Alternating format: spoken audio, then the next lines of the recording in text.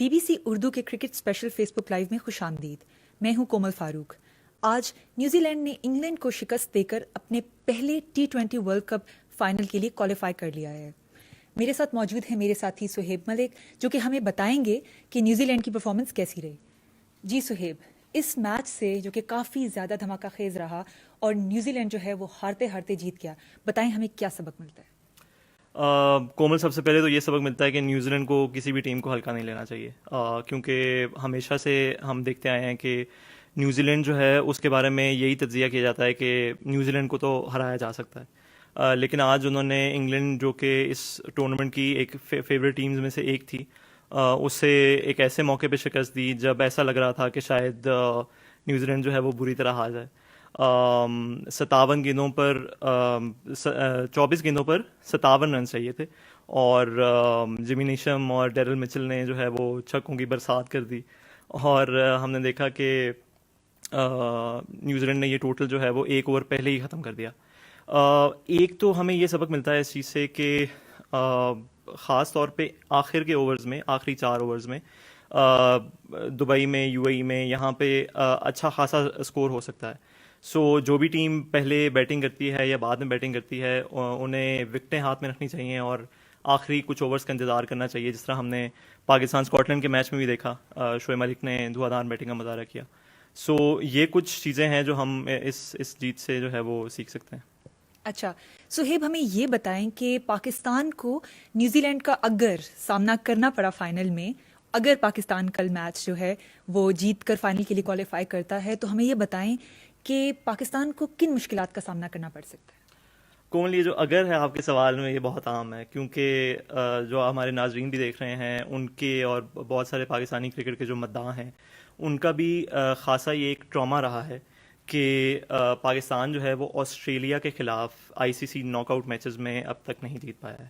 سو کل کا میچ پہلے تو پاکستان کو جیتنا ہوگا، اور اس کے بعد جو ہم اب بات کرنے والے ہیں وہ ہم کریں گے. تو اگر پاکستان کا مقابلہ نیوزی لینڈ سے ہوتا ہے فائنل میں، تو ایک تو سب سے امپورٹنٹ بات یہ ہے کہ نیوزی لینڈ کی جو ٹیم ہے اس کا ڈسپلن، اس کی جو اپروچ ہے، اس کے ٹیکٹکس ہیں، ان کو بغور ان کا جائزہ لینا ہوگا، کیونکہ یہ ایک ایسی ٹیم ہے کہ جو شاید آن پیپر آپ کو اتنی کوئی ورلڈ کلاس پلیئرز میں نظر نہ آئیں، لیکن جب یہ کھیلتے ہیں تو یہ اپنے آپ میں رہ کے کھیلتے ہیں، اور یہ بہترین بیٹنگ کا مظاہرہ بھی کرتے ہیں اور بالنگ کا مظاہرہ بھی کرتے ہیں. سو بیٹنگ ڈیپتھ بھی ان کی ہم نے آج دیکھ لی ہے، ان کی بالنگ میں بھی بہت زیادہ ڈیپتھ ہے. سو کسی بھی صورت ان کو جو ہے وہ ہلکا نہیں لینا چاہیے. اچھا سہیب، ہمیں یہ بتائیں کہ اگر پاکستان جو ہے وہ فائنل کے لیے کوالیفائی کر دیتا ہے اور اس کا مقابلہ نیوزی لینڈ کے ساتھ ہوتا ہے، تو نیوزی لینڈ کی پرفارمنس پہ نظر ڈالی جائے تو وہ ایسی کون سی کمزوریاں ہیں نیوزی لینڈ کی ٹیم کی جن سے ہم فائدہ اٹھا سکتے ہیں؟ کومل، آج ہم نے جو ایک چیز دیکھی ہے وہ شاید ہمیں پچھلے میچوں میں اس طرح سے نظر نہیں آئی ہے، اور وہ ہے جیمی نیشم کی بیٹنگ. اس سے پہلے ہم یہ چیز دیکھ چکے ہیں کہ نیوزی لینڈ کی جو بیٹنگ ہے، اگر وہ اوپر تلے وکٹیں گرتی ہیں تو نیچے سے کوئی زیادہ رنز کرنے والے نہیں ہوتے.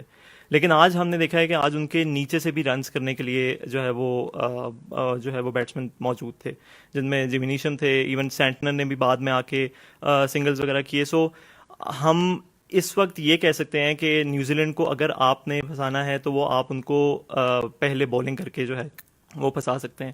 سو اگر ٹاس جیتا ہے پاکستان تو پہلے بولنگ کرے اور نیوزی لینڈ کو چھوٹے ٹوٹل پہ رکھے، اور وہاں سے پھر پاکستان یہ میچ جو ہے وہ جیتنے میں کامیاب ہو سکتا ہے.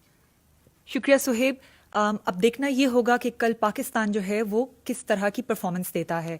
اس کے ساتھ ہی آپ لوگ ہمیں بتائیے کہ کامنٹس میں کہ آپ پاکستان سے کل کیا ایکسپیکٹ کر رہے ہیں، آپ کے پسندیدہ کھلاڑی کون سے تھے، اور آپ کو ان کے بارے میں کیا زیادہ بات پسند آئی. فیس بک لائیو سے فی الحال اتنا ہی. مزید تفصیلات کے لیے وزٹ کیجیے ہماری ویب سائٹ bbcurdu.com. شکریہ.